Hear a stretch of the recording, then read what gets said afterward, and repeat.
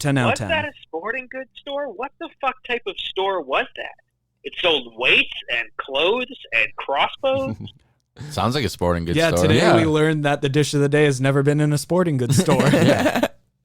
Picture Hold him on, now. they have like whole home gym sets at Dick's Sporting Goods?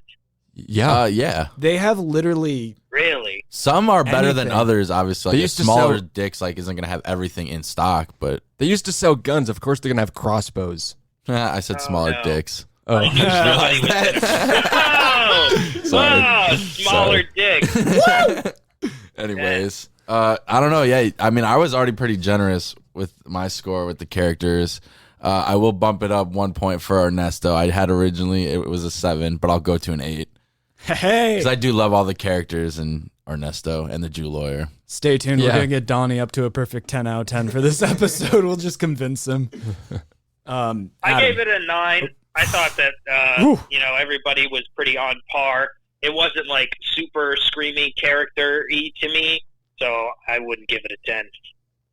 Okay. I'm giving it an 8.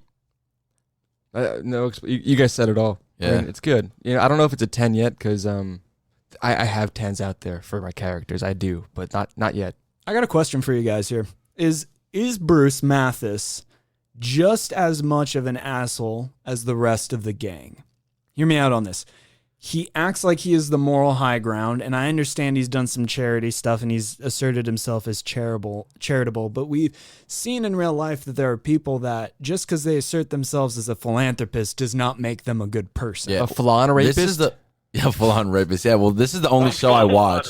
But what's that show where like the dude's a killer but for good reasons? Dexter. There you go. Dexter. So like I feel like he's trying to be like that. Like, yeah, he's trying to punish them and trying to make a point and prove them wrong and make them learn. But like I think he truly thinks he has good intentions, and like he kind of does at the end of the day. Like he didn't do anything that bad. Like I guess trying to screw them over doesn't necessarily have good intentions, but like It shows he's Dude, as petty as them, and he's Yeah. definitely yeah. but he's susceptible. Or I mean, he's their he likes- father. Yeah, He's their father. He's the one choosing. I think, like you said, he's choosing to say like, "Oh, they don't deserve this. I get to decide that. I'm their father." Like, Because the quote unquote good thing to do, if he was like the whole good guy, would have been just to call them out right away, call Frank out on his crap right away, and then just cut him off. yeah. And then if he really was trying to like influence them, like really try and get But them to instead- change and try and actually commit to that. But yeah, Yeah, because he's just as petty, like Adam said. He asserted himself as the Punisher. and he still plotted. Or But maybe yeah. he's worse. I think- maybe he's worse and he's better than Dennis because he's able to like do all the schemes that Dennis could do and pull it off because he comes off as like a better person. That's why he had that affair think with so. Barbara, and made these kids. Maybe that's why. I don't know. Maybe everything is a long con for. Maybe that's why he was so good at. it's a long con. Maybe he. It's a long con. Maybe that's why he was so good at duping them this episode. Yeah, I don't know. He he's just just wanted smarter. Frank's money.